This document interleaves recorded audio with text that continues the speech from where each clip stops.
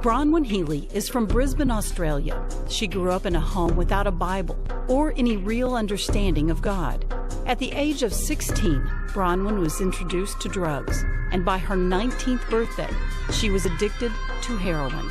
To support this expensive addiction, she turned to crime and prostitution.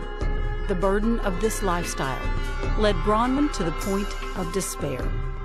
I was at my lowest point. I was 88 pounds. I was using $1,000 worth of heroin a day and had brown skin hanging off my bones, and I looked like death warmed up. How did God come into this picture and redeem your life? I went to see a doctor who I thought was just a regular doctor.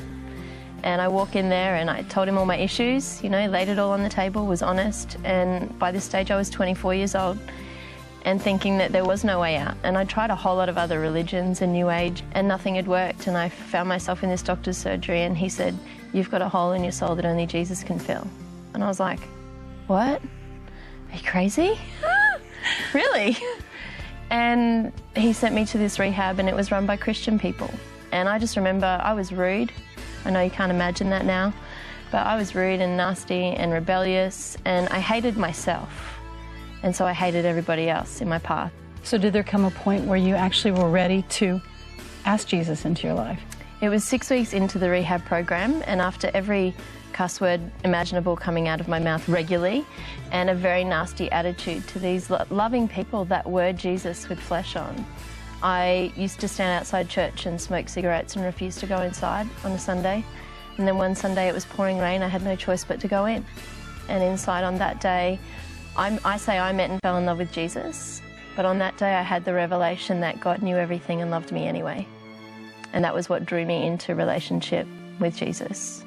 Did things change immediately in your life? The addiction was an immediate deliverance. The journey out of it and the issues that stemmed to addiction and from addiction, and the journey of life since then. I definitely say I'm on a journey, but I'm not who I was 9 years ago. 9 years ago you were saved, and now you were in full-time ministry. Yeah. How did the Lord birth that calling and that vision in you? I knew very early on that, He wanted to use my story for His glory. And I always say, if He can use my past to help change other people's futures, then who I am and where I've been has happened for a reason. And no, it wasn't great, and no, it wasn't God's plan for my life. But God will take the bad and turn it into good, not just for me, but for everybody else. Explain your ministry to me. What is Hope Foundation, and how do you currently operate? Hope Foundation, is the ministry that exists to bring hope, help and healing to hurting women in our nation and the nations.